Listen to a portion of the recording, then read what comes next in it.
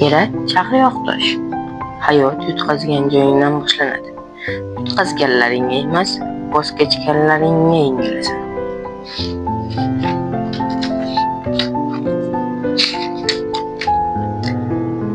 Darveshdan so'radilar. Hamma narsamizni yo'qotdik. Endi nima qilamiz? Darvesh javob berdi. Choy qo'y, yangidan boshlaymiz. Kun tavsiyasi. Beyami Stafur so'zlarini tinglaymiz. Bugun baxtli bo'l, chunki birov sening qayg'ungni artmaydi. Yutqazdim deb o'ylaganlaringda shu so'zlar senga taskin bo'lsin.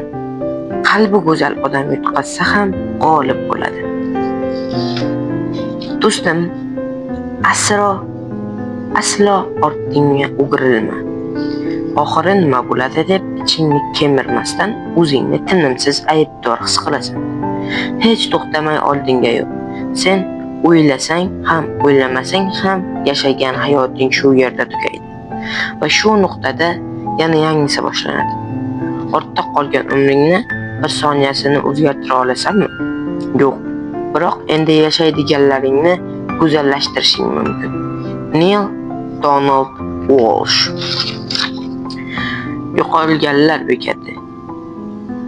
Hayot bir yo'l kabidir. Bu yo'l kapalak umrichalik. Qisqa ham emas, uzun ham emas. Har soniya qayergadir boramiz. Yo'lovchilarga aylanamiz. Masalan, sen ham hozir bir yo'lchisan. Bu kitob esa yo'llaringda hamrohing va do'stingga aylanadi. Qani endi orqangga devorga ber. Qahvadan qo'pla va sahifangni varaqlashni boshla.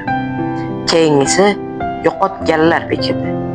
Yo'qotishni hayotning unashtirilgan qaylig'i desa ham bo'ladi. Sababi hammamiz hayotda nimanidir, kimnidir yo'qotganmiz yoki bir kun albatta yo'qotamiz. Yo'qotish o'limga o'xshaydi. Undan qochib qutula olmaysan. O'limdan farqi azoblanasan, biroq jon bera olmaysan. O'ldirmagan azob esa insonni yana ham kuchli qiladi.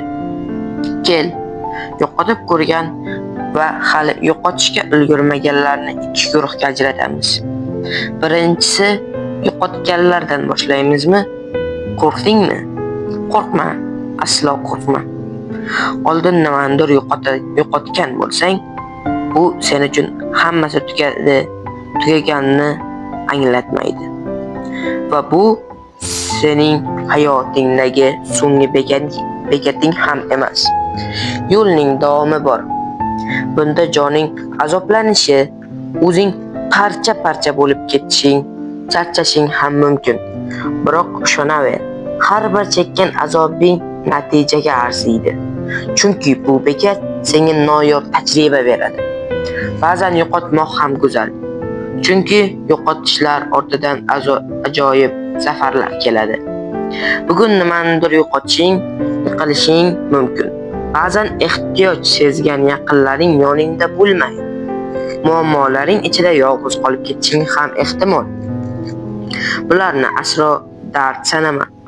Yo'qotishlarning azobi og'ir, jafosi achchiq. Ammo shunchasiga qaramasdan qaytadan oyoqqa tik tura olish hissi go'zal. Buni so'z bilan ifodalab his qildira olmasam kerak.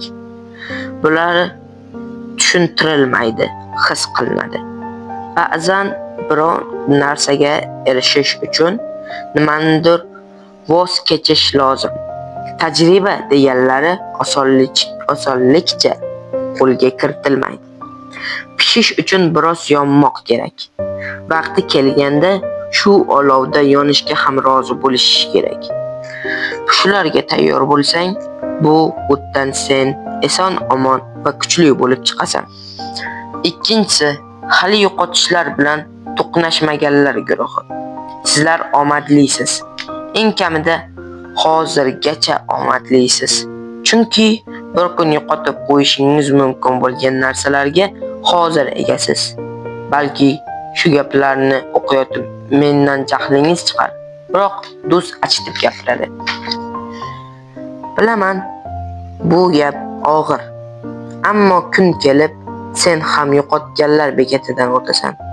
Yaxshisi bekatga yetmasdan unga tayyor bo'lish kerak.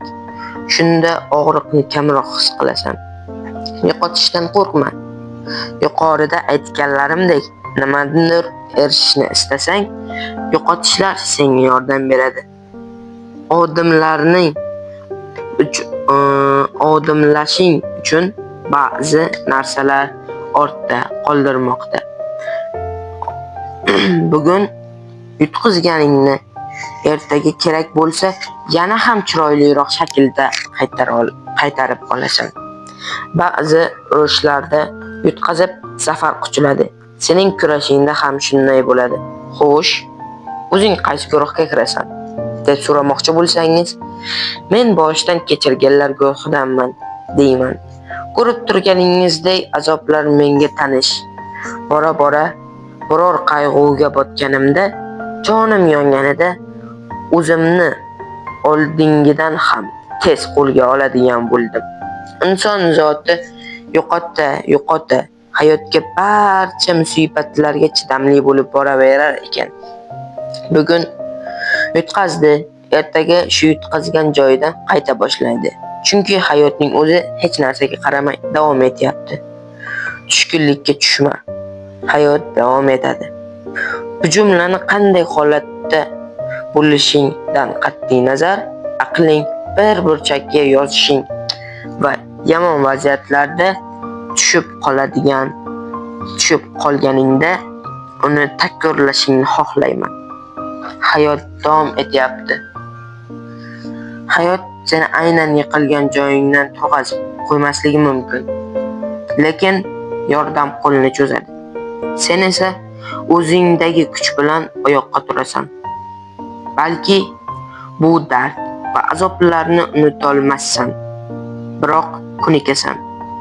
Yo'qotgan va yo'qligiga ko'nikkan har bir narsa battar joningni azoblashi mumkin. Bu senga faqat va faqat iroda va kuch beradi. Nega? Necha yoshda va qay holatda bo'lishingdan qat'iy nazar, Albert Camus'ning gaplarini esingdan chiqarma. Inson oxir-oqibat hammasiga ko'nikadi. Yo'qotganlarimiz uchun juda ezilamiz. Biroq yo'qotganlarimiz biz bergan tajriba va kuchni hech nima bilan sotib olib bo'lmaydi. Ba'zan ayrim narsalarga, insonlarga shunday bog'lanib qolamizki, ular yo'qolib qolganda bu yo'qotishni qabul qilishni xohlamaymiz. Chunki ularga qattiq bog'lanib bo'lganmiz. Borlikka ko'nikkan va har bir narsaning yo'qligini qabul qila olmaymiz. Ba'zan xuddi ilgari ularsiz yashamagandek bo'lamiz. Tirikligimizga ham ularni sababdek his qilamiz.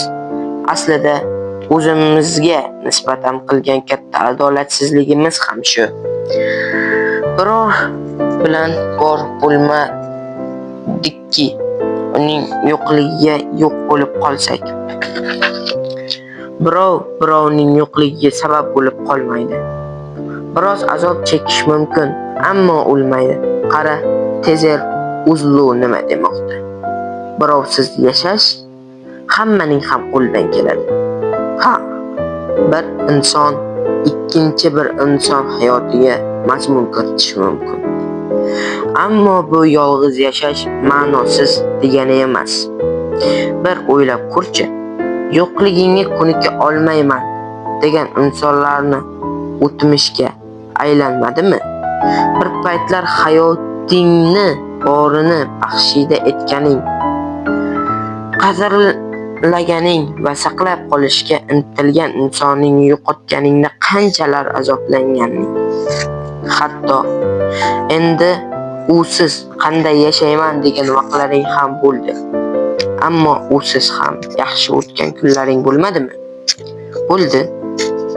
Yo'qligingga ko'nikmadingmi? Ko'nikding, yiqilding va endi oyoqqa tura olmayman deding. Tura olmadingmi?